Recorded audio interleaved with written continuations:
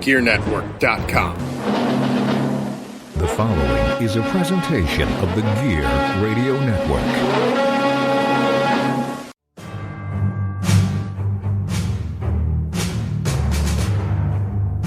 From wherever we decide studios, broadcasted live on iTunes, Spreaker, and worldwide, this is the Turnbuckle Talk Radio Podcast with your host, the producer, Pat G. The G stands for gangsta.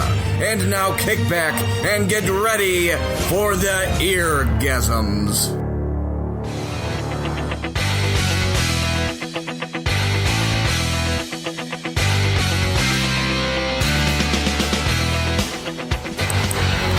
Ladies and gentlemen, once again, welcome to another edition of the Turnbuckle Talk Radio Podcast, TTRP, brought to you by Gear Network and, of course, GearNetwork.com. We're recording on a late Friday night, and it's a hot one because it's 70-something degrees, the humidity hates everything, and it's been an emotional week in pro wrestling because, of course, everybody knows about the unfortunate situation involving Shad Gaspard, who was formerly known WWE fame, among other things, lost at sea during a day out at the beach with his son, and our condolences and prayers to Gaspard's family. I know a lot of WWE members, a lot of people in the wrestling community, and just the general celebrity community alone has kind of tweeted out their messages of inspiration and concern and all that. But the one point that I took away from this is when this all happened and the story broke that he had got lost in the ocean, is he pointed the rescuers to his son first. Like, that right there was like, makes this whole situation even more heartbreaking, especially with you being a father yourself. Yeah, his last words were, save my son. You know, there's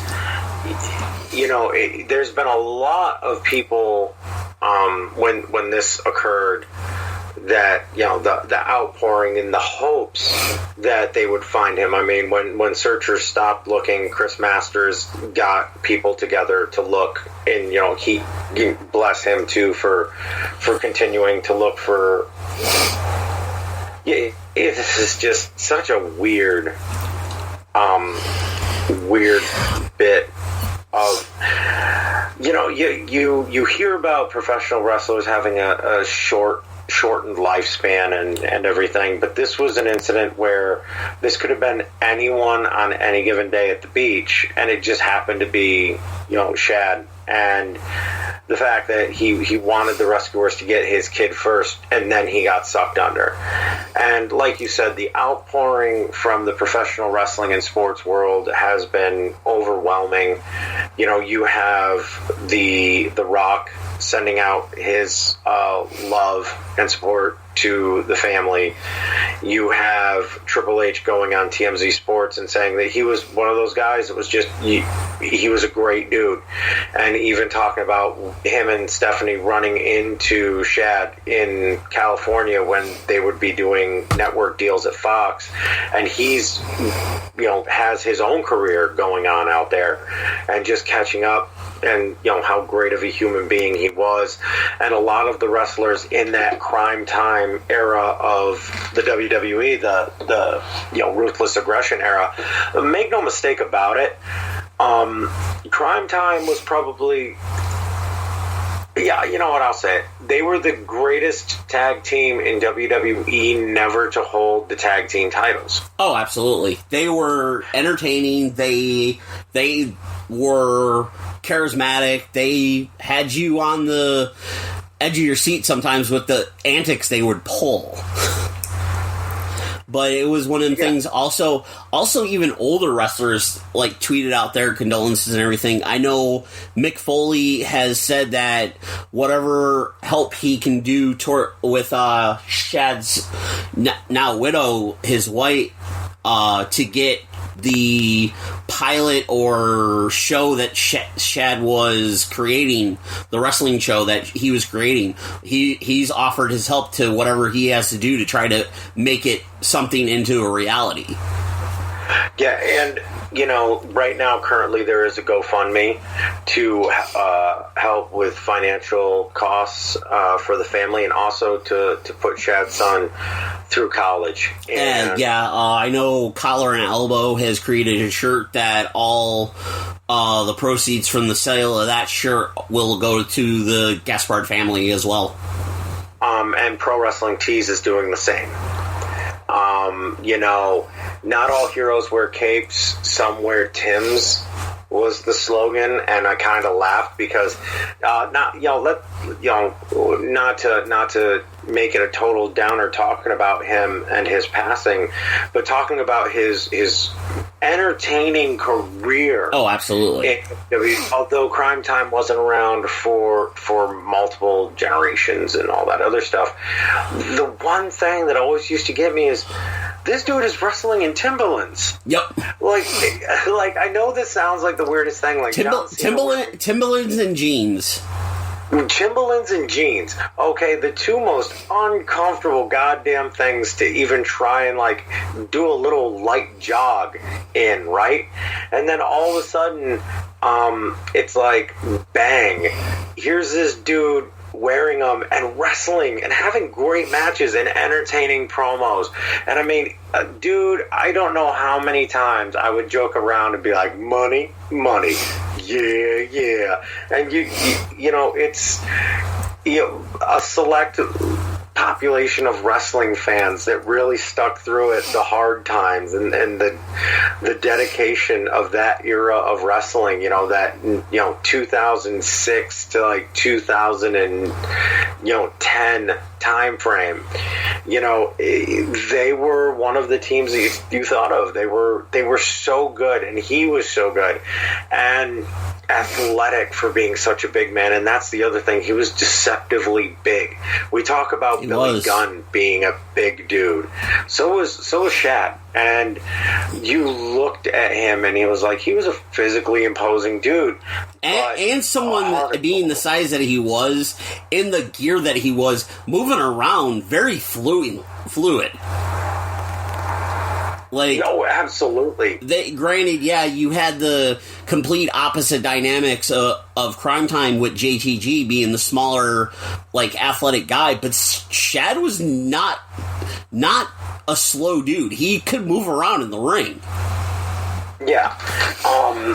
And he was fluid in his movements, and also tag team wrestling is one of my favorite forms of wrestling, and I generally hate it when just two guys are thrown together as a tag team and then they eventually make it work.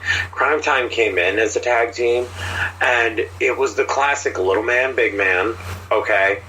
But both of them could work the mic, and both of them could tell an entertaining story. And also, for being a big dude, he could take the heat and become sympathetic, even though he was the big dude and he was, jacked to the gills.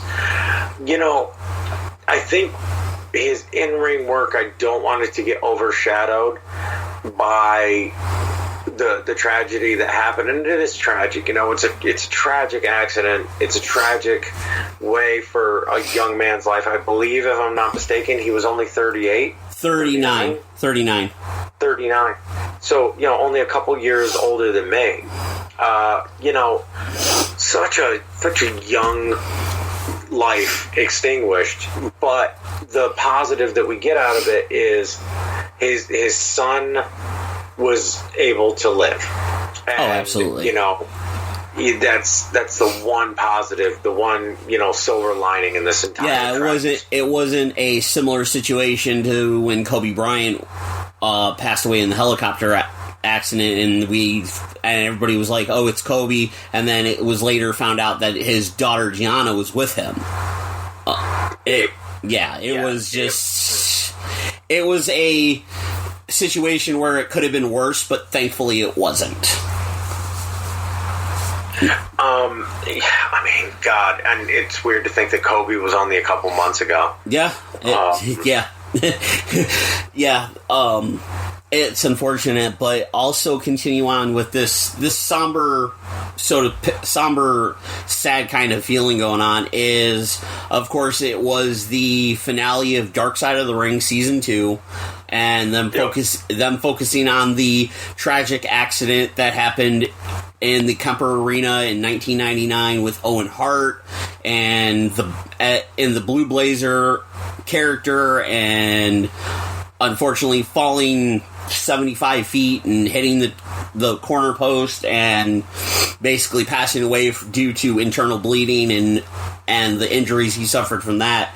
And the show showed all that aspect and everything, but before the show, I watched the show this past Tuesday, I had last week Friday, Chris Jericho on Talk is Jericho. I had the interview with Owen Hart's widow, Martha Hart, and they didn't talk about the accident in great detail. They talked about Owen's career and Owen being in Germany and Japan and then the WWE and everything, and then they talked about the lawsuit and stuff like that. And the interesting fact is, with that interview and then the show itself, there's so many more details coming out now that I feel like nobody knew back in 99, early 2000, maybe even into 2001, when the lawsuits were going back and forth, that we didn't know about then, but we're learning about now due to interviews and everything. Now, I know with me watching it, it was very tough to get through because it was one of the things where, okay, you started the season with the Chris Benoit story, where the Chris Benoit story, for the most part, if you're a wrestling fan, you know who Chris Benoit is. You know of the tragedy. You know what it almost did to wrestling and everything. But with the Owen Hart story, it was more of the lines of there were so many things that were wishy-washy that day, the week leading up to that accident, that the way it was shown and everything, someone messed up. Someone messed up. Yeah. Somebody messed up. So, I asked you, because okay.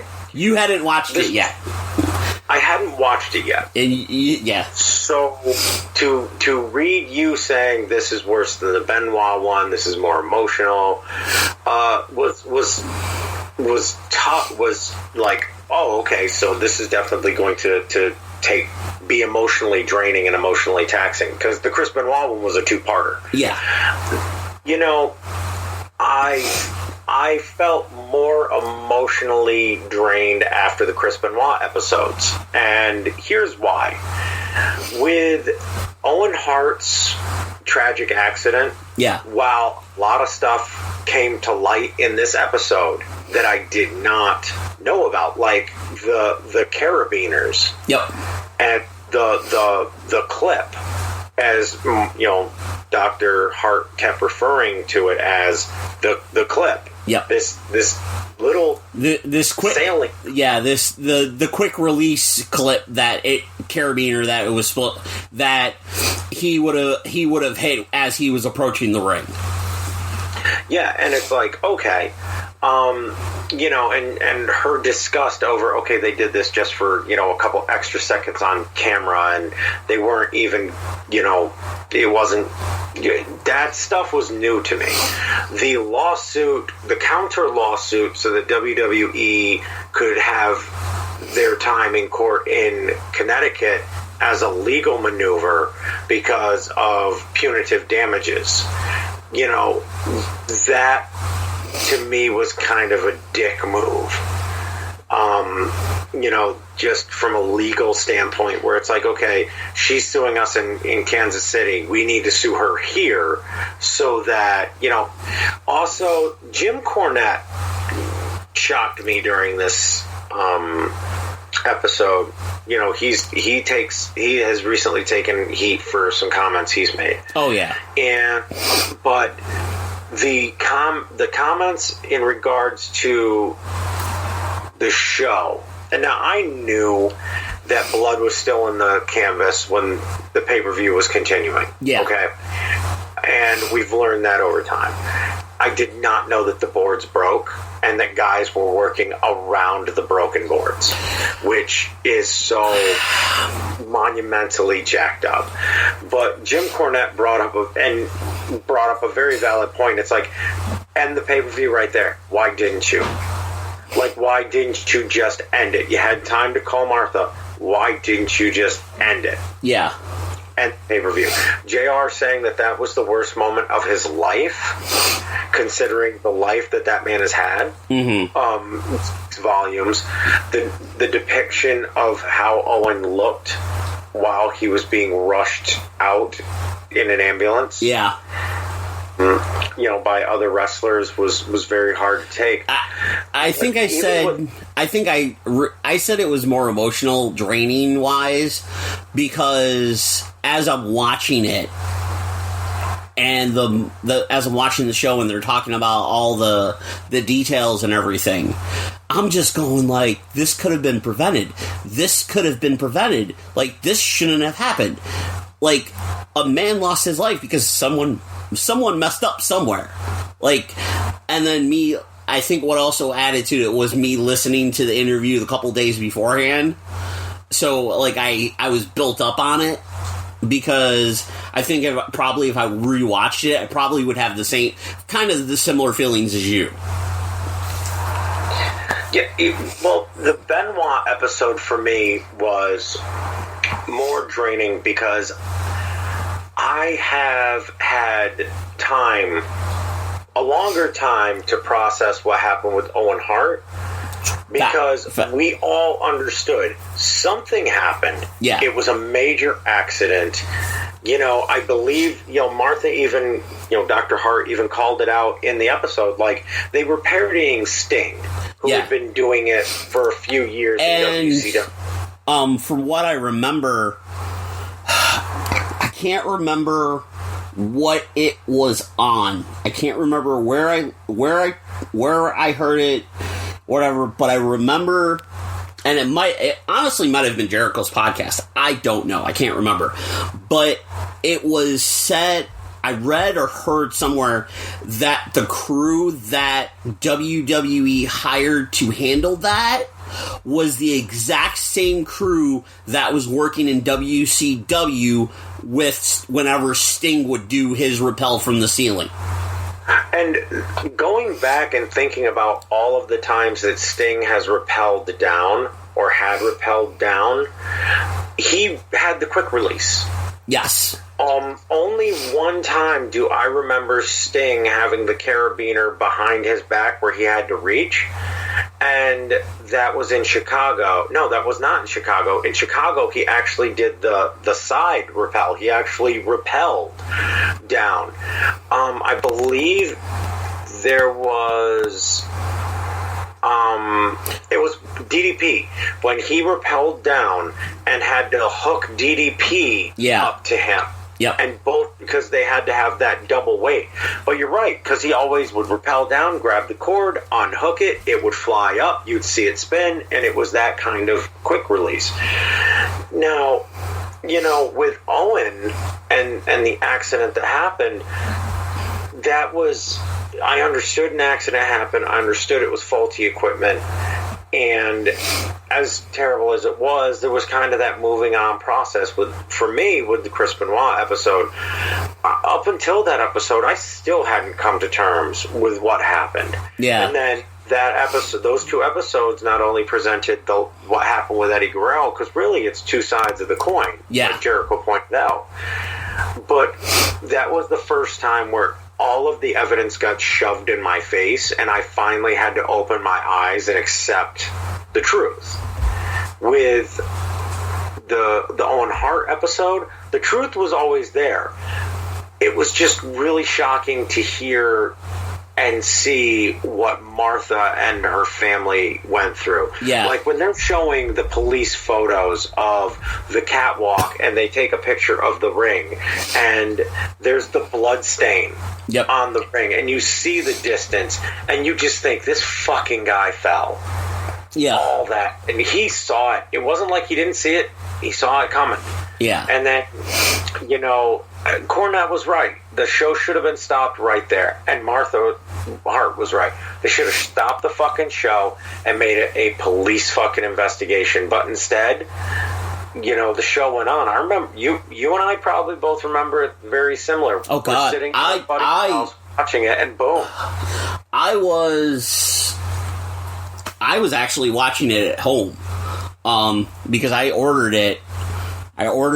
And I was watching it, and my mom was in the kitchen doing something. I was like, she came out and saw the black screen or whatever, the black screen, and then the camera was on the crowd, and she's like, "What happened?" I looked at her. I said, "I think there was an accident. I think Owen fell."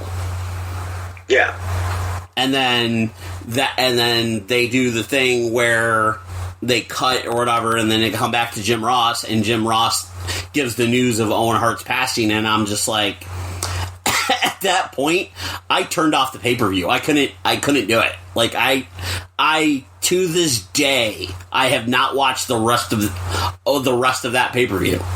Because I remember, like, in me personally, I felt like in that kind of situation, I felt like that show should have ended. You know, the thing that gets me the most is about this entire situation. Revisionist history being what it is, if that kind of a thing were to happen today, fuck yeah, the pay-per-view would be stopped.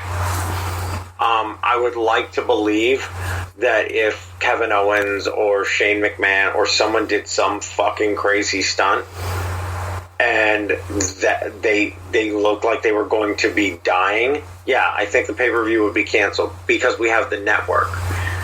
I think there are probably a variety of reasons why the pay-per-view wasn't stopped. First and foremost, it was the Monday Night War.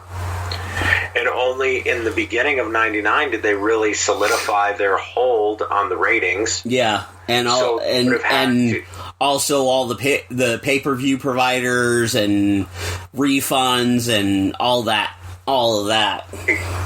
Exactly. Then you add to it all of the you add to that the kind of person Owen Hart was. Yeah, and that's the thing that really got me in this episode, was when it was very much conveyed by everyone involved that knew him, Cornette, his wife, and you know, the boys, even, you know, D'Lo and Godfather, saying, look, he didn't want to be around in wrestling.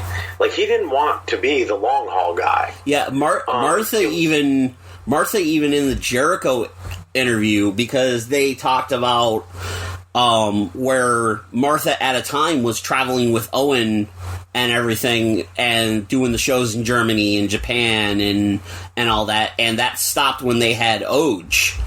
And she talked about it. She's like, listen, I looked at wrestling as, this is the job that you do, this is the job that you're in, it doesn't define you as a person.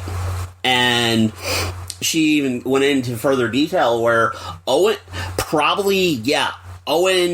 had the accident not happen, Owen probably would have ended up taking a similar route as Austin and The Rock, because Owen was doing TV shows. He had done Lonesome Dove and everything with Brett. And Martha even said he was looking into getting into acting and building something to help people, because she talked about a story where Owen Hart was coming out of his hotel one day, like, he checked out, he check out. He was leaving the hotel or whatever, heading to a show, and he came across a homeless person and looked at the homeless person and was like, listen, the room's already paid for until tomorrow.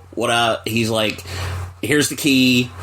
Go in. There's pizza on the counter. There's pizza in there. Take a shower, have a bed to sleep in for the night, stuff and whatnot. And I'm going, damn. Yeah, I mean, we all hear about the prankster, the ribber that Owen was, the funny hilarity of an Owen Hart rib. And even Martha thought that when Vince McMahon was calling her to tell her there was an accident, that was him joking around with her. Yeah, because of all the ribs that Owen Hart had played. Yeah, and you're like, wow, but just the kind soul that this dude was, and to have had him, to have had that taken away, I love the fact that Martha has said that she's willing to do something with New Japan or AEW if they ever want to acknowledge Owen Hart. Yeah. And obviously she's going forward with that because of the Dark Side of the Ring Owen Hart t-shirts, which are being released. Through ProWrestlingTees.com. Awesome to see. As soon as I saw those designs, I was like, I want the one with the black heart. Yeah, not the one where it's Mr. Owen, but the other one with the black heart and that has a very Game of Thrones feel to it. I was like, yo, I saw that. I was like, yo, I'm going to own that shirt. Well, he was the King of Hearts, He was. And that's the other He was the Black Heart. And the original Black Heart. Yep. And the cool part about that episode, that it reminded me just how good Owen was, but there were a couple things that Jim Ross said where I think Jim Ross is at a level of not giving a crap. Oh, absolutely. That he's just like, what's the worst that's going to happen to me? They're gonna never invite me back. He's kind of gotten to that level of not caring, where he openly admitted, yes, we offered him another contract because it had directly to do with the Montreal screw job. And you're just like, well, at least he said it. Yeah, they talked about how it's been talked about how they wouldn't let Owen asked to be out of his contract, and they're like, no, because they had shortly before that whole incident he had re-upped for 5 years, and who knows how that would have turned out. And honestly, and if you really look at it, I think the reason WWE wouldn't let him out of the contract is they saw value in him. Because if you really looked at it, yes, Brett left. Then they let Davey Boy and Anvil leave and whatever. But I think they looked at it as Owen can give them talent. Owen gives them a talent. Owen can give them money because of the person that Owen was in the ring. And Jericho even said it. He's like, had this accident not happened, look at the matches you could have had. Oh my God. Owen Hart versus Kurt Angle versus Chris Benoit versus Eddie Guerrero versus Dean Malenko versus himself. Versus Edge. He mentioned Edge. And I'm like going, dude could have wrestled from until 2005, 2006, and then retired in 06, 07, and lived in a happy little life. And all while making movies. Oh, yeah, all while doing movies and TV shows and everything, and getting into acting, as Martha said that he wanted to do. The other thing that I enjoyed is, now, yes, I know back 2 years ago when Mark Henry got inducted, he pled Martha to let his friend, his brother, come home. Now seeing this episode and seeing all the details and everything, I've accepted that Owen Hart's never going to get inducted in the WWE Hall of Fame. I've accepted that. Yeah, and it's funny because I was thinking about that while I was listening to Oj talk. Yeah. And here, it's not like he's a teenage kid. No. Right? He was 7 when the accident happened. From 99. The Jericho interview, he's actually about to get his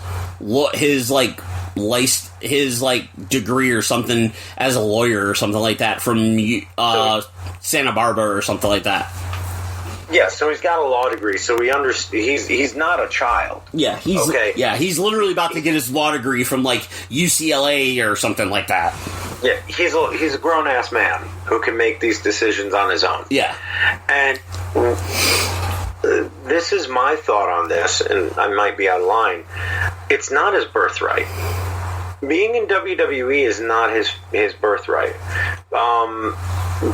Being Owen Hart's son, being a Hart was his birthright, but it's not his birthright. And after watching the Chris Benoit episode and seeing just how Chris's son was essentially left by everyone, and seeing how Oj saw his mom struggling, and then they triumphantly come out of it better, at least as better as you can be after losing your father to a tragic accident. Yeah. If he wanted something to do with WWE, I'm sure he on his own could have done it. Oh, absolutely. But I think he's a grown-ass man who can decide whether or not he wants to go and even deal with that.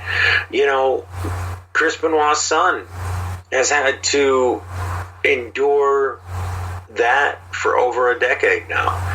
And I mean, yes, they showed in the documentary him and his aunt at an AEW event, but do you honestly think that he'd be welcomed with open arms by Vince McMahon? Especially with the fact that WWE has done pretty much everything in their power to erase Chris Benoit. Yeah, I mean, they have a term for it. He's getting the Chris Benoit. When a wrestler does something horrible, they're giving him the Benoit treatment. It's like the incident was so bad that they had to create a term for it. Yeah. With the Owen situation, though, there are other professional wrestling Hall of Fames. AEW could do a tournament named after him, which I'm sure would upset a lot of people, but there's still the Dusty Rhodes Tag Team Tournament at NXT. Yeah. Which Cody has gone on record saying that he was perfectly fine allowing. Yeah, because his father built NXT. Exactly. But WWE doesn't own Owen Hart. Yeah. And that was another thing, was just how the Hart family treated Dr. Hart. Oh, yeah. During this lawsuit. It almost seemed like they were like, look, if you just shut up, we could all continue to make money off of this company. Like, do you want to fight God? And she did. Yeah. Because I think she really wanted it to go to trial. I think she would have loved in her words from the Jericho podcast, she wanted justice. Yeah. She wanted justice, and then it was and then when the story, and then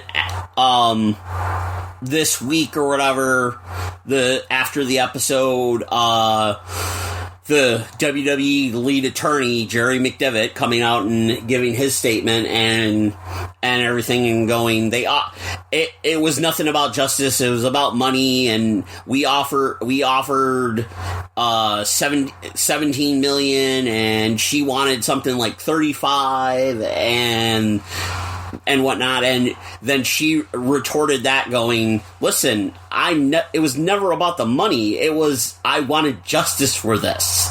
Like, she wanted justice or whatever. They eventually settled for whatever they did, and then Martha started the Owen Hart Foundation, which, from all the details I got from the Jericho interview, was the foundation was set up to help single mothers, help kids get through school, get into college, stuff like that.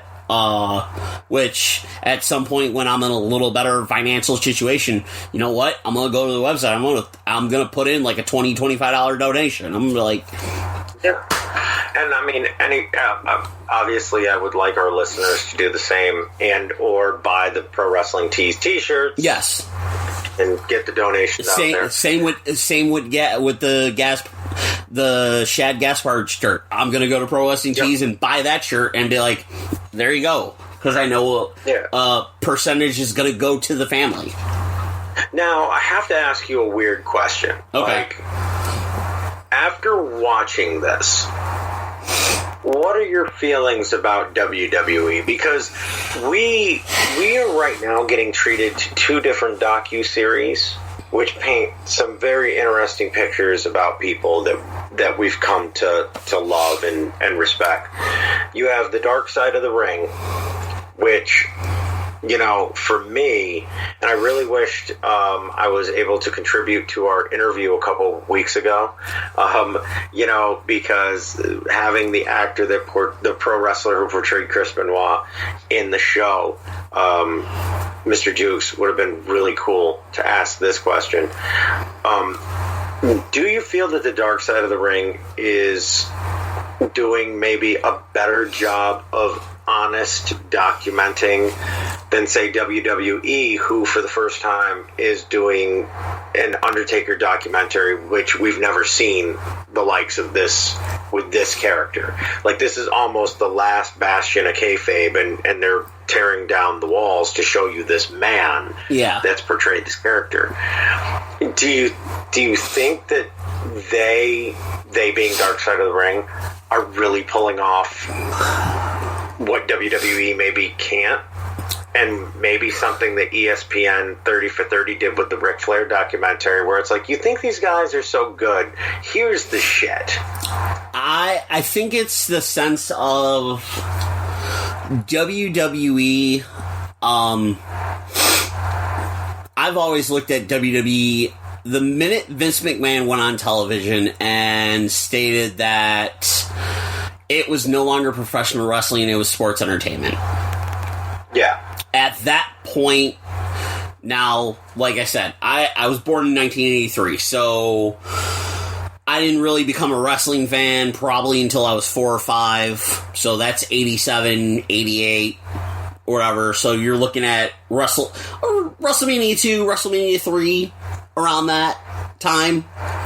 Now, did I know about all the pro wrestling that had happened in the 30s and the 40s and the 50s and the 60s and 70s? No, not at all. Not at all. All I knew, like a lot of people that were born in the mid-80s and that early 80s, all we knew was WWE. All we knew was Hulk Hogan, Andre the Giant, so on and so forth. I look at it as, from that point on, when Vince McMahon said that, I looked at pro wrestling as, alright, this stuff's not fake, but it's not completely real either. And now, with the series of the Dark Side of the Ring, and even when ESPN did the 30 for 30 on Ric Flair, I think they are showing the things that the WWE may not want to fully admit. Because if you go to the WWE Network and you watch some of the documentaries that they did, you can't really say documentaries, the WWE videos that they did, where it was the career of the Road Warriors, or Macho Man Randy Savage, or them early ones, or whatever, so to speak. You look at them, and I'm gonna actually use the Road Warriors one, is they talked about the Road Warriors' career in NWA and AWA, and then coming to the WWE, and they get into the Attitude Era when Hawk was doing the whole being on air drunk and stuff like that. Like, it wasn't really... Granted, they were talking about it, but they weren't really actually talking about it. It was more... It was like, hey, we're going to address this, but we're not going to address it. With Dark Side of the Ring, they're going, hey, you know pro wrestling and everything. You know the stories, the happy-go-lucky, the highs of all these people. We're going to show you the shit that you don't know about. Like Jimmy Snuka snorting cocaine 95% of the time.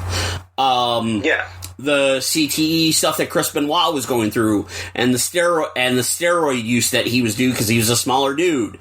Talking about Eddie Guerrero's past. It's the thing of, I feel like these documentaries now are... And I don't expect ESPN to do something like the Ric Flair thing again as far as wrestling goes, now that it's basically they have the deal with WWE where they do showcase WWE to an extent. Yeah. I think it's in the sense of the people behind Dark Side of the Ring and the people they get, they're showing you exactly that. They're showing you the dark side of this business. And if they're showing you the side that the WWE doesn't want you to see. And as far as the Undertaker thing goes, I feel like that was more of the Undertaker than WWE. WWE is the quote-unquote vehicle that did all the camera work and the production and everything, but I think that is the Undertaker himself going, my career's coming to an end. I feel like I need to showcase this. Yeah, I'll agree with that, because I think the Undertaker was starting to become a more public person anyway. And, when he talked on the bump about, people legitimately were angry when he joined Instagram. It's like, oh, my childhood's dead. It's like, dude, he's a man. We've all seen the Undertaker be the Undertaker, but he's a dude. He wants to show pictures of him hanging out with his hot wife. And him hanging out with his wife and spending time with his kids and doing stuff like that. Like, it was... And posting a picture with Post Malone, for God's sake. Yeah, it was one of them things of, at the end of the day, The Undertaker is a character. But the person behind the character is just a regular man, just like all of us. So it was one of them things of, during that second episode where they're showing him doing the hip surgery, I'm going like, yo, like, this is the Undertaker going, this is Mark Calloway going, yes, for the longest time I was a character that lived by the character, that lived by kayfabe or whatever, and was and very private in that. It's him going, listen, this is the wreck this is what this 30-year career has done to my body. That's the dark side that WWE is now starting to show. Like, in order to have the 30 years, holy cow, 30 years this November. Yep. Of this character being around uninterrupted. It isn't like Hulk Hogan going to WCW and then coming back and retiring and coming back and going to TNA. Yeah. And then coming back. It's like, and Ric Flair is same thing. It is one character. It is the Undertaker being a consistent force in the WWE, WWF, WWE for 30 years. And yes, there were times that he left, but that was probably to address injuries, to address getting married, getting divorced, having kids, whatever it may be the situation. Did you see his fingers? Yes. his fingers were all knotted up and just so horrible. And the worst part about that is he's sitting there and he's talking to the doctor before surgery and the nurse, and they're asking what, if he's got any injuries, and you just see both him and Michelle just smirk, because to go over the list, I mean, we've heard, in these documentaries, like Triple H tells the story of, I watched him duct tape a flak jacket to his chest and go out to that ring because his name was on the marquee, and you're just like, Jesus, like, okay. Yeah. Or when he said, I cracked my orbitals and my eyes literally popped out of my head. And you're like, yeah.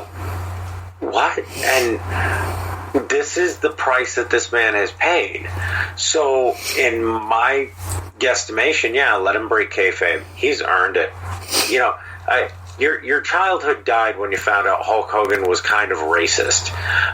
That's when your childhood should have died, not when a good man decided he wanted to post pictures of his diet plan on Instagram to show you that he went from, what did he say, 320? Yeah, 320, 325 to 270? 270. Yeah, so at his age... And the work that was the other thing, the work they showed that man putting in. It's like, he had me inspired. Undertaker inspired me after that. I'm like, Jesus, maybe I need to be warm before I start working out. You know what I mean? Like, holy crap. Yeah, like he talked about that, when he brought up that, like, I gotta, like, before I do stuff, I gotta be warm. I gotta have a sweat and everything. And you see him in the locker room, like, going through doing stuff. I'm like, yo. I was like, damn. Like, it was crazy because seeing that and seeing a veteran do that and go, like, I've seen guys on the independents where they'll have, like, the stretch cables or they'll, if whatever venue we're in, guys will go into a gym room if it's available and do some stuff and whatnot. And it's just like, wow, like, this man here is like, all right, I gotta change shit up. I gotta be warm in order to have the kind of match that he wants to have. Yeah, and that was like, wow, because I've seen dudes like half-assingly do like some push-ups and some jumping jacks, and it's like, and then you think about it, it's like, even I'm a victim of that. Like, you have limited space, you're just trying to do what you can. Imagine how much better you could have been if you were that warm, like locked away in a room with, a rowing machine and your own thoughts. And he was probably stretching and doing all that stuff for like 2 hours before he got on that golf cart to go do a 5-minute match with John Cena. Yep. Which, by the way, was funny when he's like, I came to do 45, I did 5. Yep. Yeah. It's like, yeah. At least you were ready to do 45. Because that would have been Shawn Michaels level great, and maybe that's what we really needed. Maybe, and this is alternate history, maybe had he had a 30-minute match with John Cena at WrestleMania, that really would have been it. To be honest, when I watched that and he made the comment about I came to do 45 and I did 5, I was like, I looked at my mom, because my mom's been a Undertaker fan since like day one, and that's been her person, whatever. I looked at her, I said, had he had a 25 to 45 minute match with John Cena and won, because as we know, John Cena is not afraid to lose. I think that I honestly think that would have been it. That would have been his swan song. That would have been his swan song. I do laugh at the fact of, after the first episode and them recapping the match against Roman Reigns and everything, and then seeing the recap, I love how the comment that you dropped on the show about CM Punk's 260-pound ass picking the Undertaker out for a tombstone, but Roman Reigns can't. Other people were like having those sentiments using smaller guys.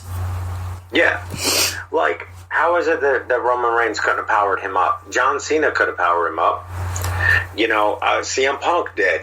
I mean, it's the same exact spot. Same exact spot. Yeah. And that could, looking back at it now, you had Undertaker, he could barely walk.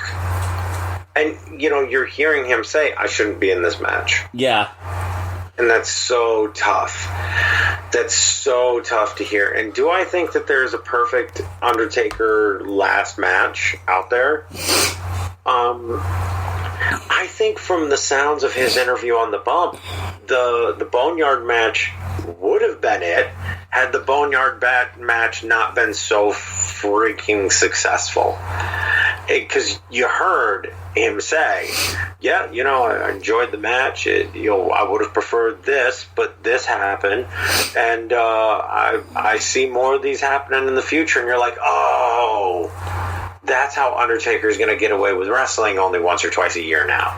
Because they're going to do these kind of productions. I think when I heard that and he said that, I was like, okay, we are... What do we just have? WrestleMania 36? Yep. So, I said that. I was like, I heard when he said that, I was like, okay. So, we just had WrestleMania 36. So, we got 37, 38, 39, and 40. I said, we got 4 more. I said, okay. Sting being one of them.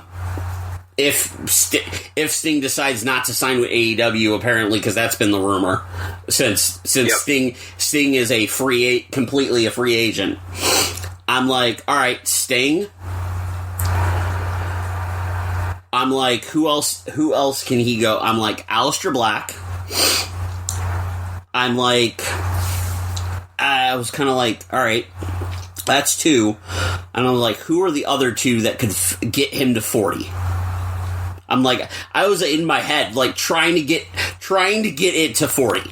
Because I feel like if we get it to 40, that'll be it for him.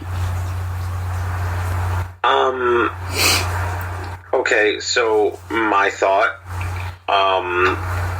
Bray Wyatt and Undertaker need to cross universes. Okay. As far as, I've ever since the Fiend character has popped up, he's been going back and fixing past injustices to himself. Yeah. Undertaker would be one of the big ones.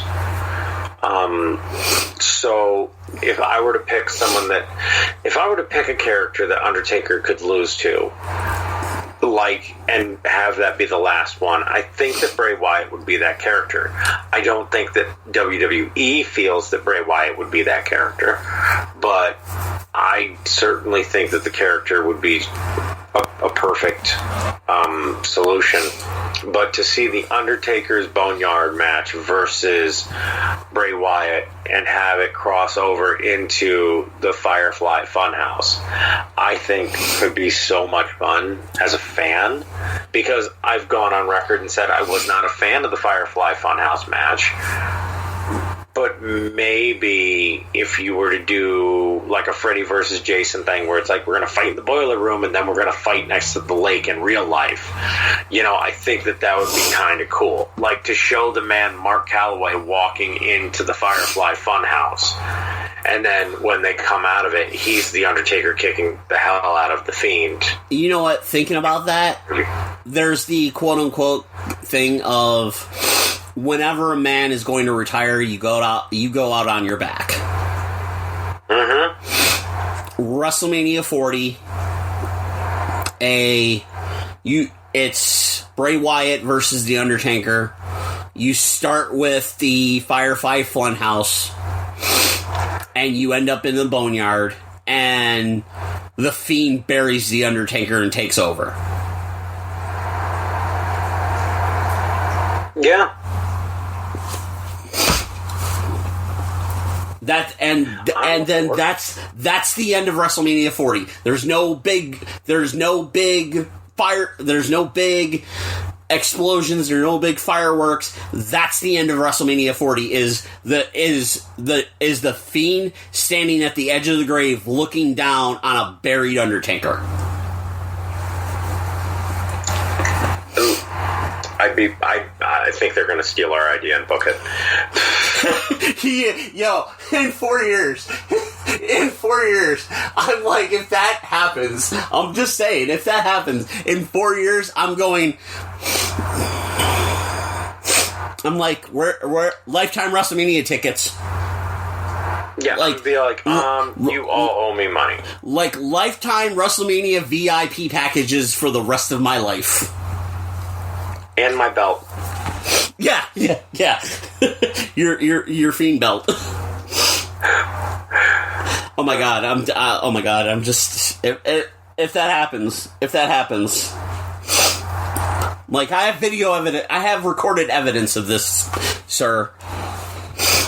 But alright, that is pretty bad. Yeah. To end the show on a little bit of a lighter note and everything, and where we've kind of built is with states opening back up, it seems like the independent wrestling is going to be coming back. There, I know of companies out in like Ohio and Indiana are going to start running shows next month. Now, the question that I pose is something that kind of was a conversation I had with Cyclone Jones, my former host, and talking about how independent wrestling companies are going to do with the new guidelines and everything that have been put down by the CDC with the social distancing and the face mask and everything. And then on top of it, independent wrestlers now coming back and working shows kind of after being off for these last 2 months, and how they're going to be able to reestablish themselves and build up their names, because as we all know, yes, there's been the stimulus package and unemployment and everything. It's going to be a thing of how is this going to affect independent wrestling as a business-wise? Because you have people, because of ticket prices and merchandise prices and concessions and so on and so forth. And then on top of it, the companies that do shows, are the bigger companies going to be able to survive because they can only allow an attendance of, say, 50 to maybe 75 people, if that. So first off, I will take this and I will split it into 3 ways. Way number 1 is going to be talent. Way number 2 is going to be promoters. And thing number 3 is going to be the business as a whole. Performers. If you gained the quarantine 15, and as soon as places start opening up, you don't get your ass in the gym and give yourself at least 3 months to get back into shape, and this includes bumping in a ring and everything. All the guys need time to get back. They're not calloused. They need to get into a training facility and take bumps. They need to make sure that their body is, quote, TV ready, as Fox Vineyard would say. You can't just go from quarantine to, oh my God, we can run a show next week and think you're going to be fine, because you're doing a disservice to the people that are spending money to go see you. So look the part, get yourself back. If you haven't been able to work out, get yourself back into the shape. You know what I mean? Round, yes, is a shape, and if that's your gimmick, fine. If it's not, don't do it. Promoters and the way that I think things should run right now, I think you should run smaller shows for a while. I think you should take the opportunity, run small shows, build your fan bases up. Again, some of them are going to be right there ready to go. Some promotions have done a great job at continuing on with their business. But I would look at options of streaming these events online for a little bit. I know that might sound crazy to some, but if you can only put 50 people in, you need to somehow still build your audience. So stream the shit. Like, have your 50 people, make it feel like a old NWA television taping where there was like a handful of people on two sides of the ring. Have a camera set up, or two cameras, in order to be able to record the action and, put it online. Stream it live. That way it makes it an event feel. And finally, just the business as a whole. I think the business is going to take a while to come back. All businesses are. Every business is facing this. But I think as long as everyone comes back, maybe if you were a little bitter, or maybe if you were like, I'm on the fence. If you're on the fence about being in it, then get out of it. And if you were a little bit bitter, this should give you a little bit of time to unsour. But it will survive. It's going to take a while. But, the business has gone through depressions and wars and all this other stuff. I think it can survive this. Oh, yeah, I absolutely agree. Now, I brought this up. I had the conversation with Cyclone and everything, and I was going to try to get on the show, but his schedule, my schedule, our schedules, or whatever. I think I'm going to try to get him on the show so we can explore this a little bit more. But that's going to be episode 101, because this is 99. Our next episode's episode 100. We are going to do something very, very special.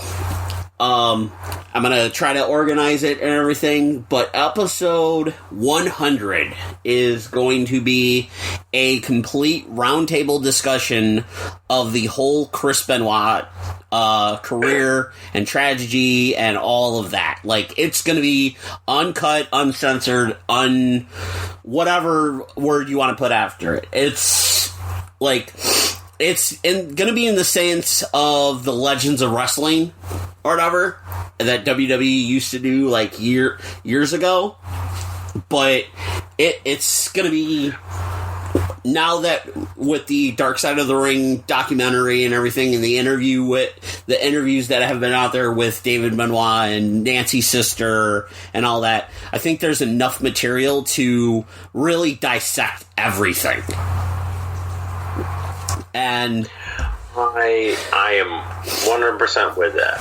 I'm hoping, fingers crossed, because I did send a email, press release kind of email, to the foundation that Chris Nowinski founded, and seeing if I could get him on for at least 10 minutes to just speak about the whole concussion angle. Haven't heard anything back yet, so I'm hoping, because I sent the email out like a week ago.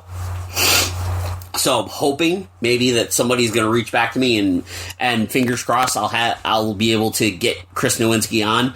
If not, it's going to be a round table. I don't know who's going to be on the show. I have to put out some feelers out there. I know of like one or two people, but this is towards you, Dan. If you know anybody, ask, because I want to try to get at least 4 to 6 people on this. I'm all for it. I mean, I know a lot of people who were inspired by Chris Benoit, and I know that the Dark Side of the Ring changed my opinion on things. And it would be interesting for our big 100. We discuss Chris Benoit in a roundtable discussion. I'm 100% down for this. Yeah, and just the other aspect of it, it's going to be a video/audio podcast. I'm going to do it. I'm going to set it up through Zoom, and it's going to be 45 minutes where the audio is going to be recorded, the visual is going to be recorded, and then after that 45 minutes is up, we're going to flip to just completely audio, so that way it continues on in case it goes longer, and we're covered either way. So get ready for that. I don't know when it's going to happen. I'm going to try to have have it happen in the next week and a half, so it's going to be big, but tune in. Thank you for listening, as always. For Dan, I'm Pat G. This has been the TTRP. We will see you on the flip side. The Turnbuckle Talk Radio podcast is brought to you by Gear Network and ShopGear.com. We can be listened to via Spotify, iTunes, iHeartRadio, and everywhere else you can get your podcasts. The TTRP introduction was done by Trevor Dugan. The show is hosted by Patrick Gancheski and Daniel Roberts. Post-production of the TTRP is done by Patrick Gancheski and John Cimino. If you'd like to follow us via social media, you can search Turnbuckle Talk Radio Podcast on Facebook. You can follow us at Twitter by using the name Turnbuckle_Talk. Or if you have questions or concerns, you can reach us via email at turnbuckletlkradio@gmail.com. We'd like to thank you for listening to the Turnbuckle Talk Radio Podcast, downloading our episodes, following us on social media, and interacting with us. The preceding presentation has been brought to you by the Gear Network.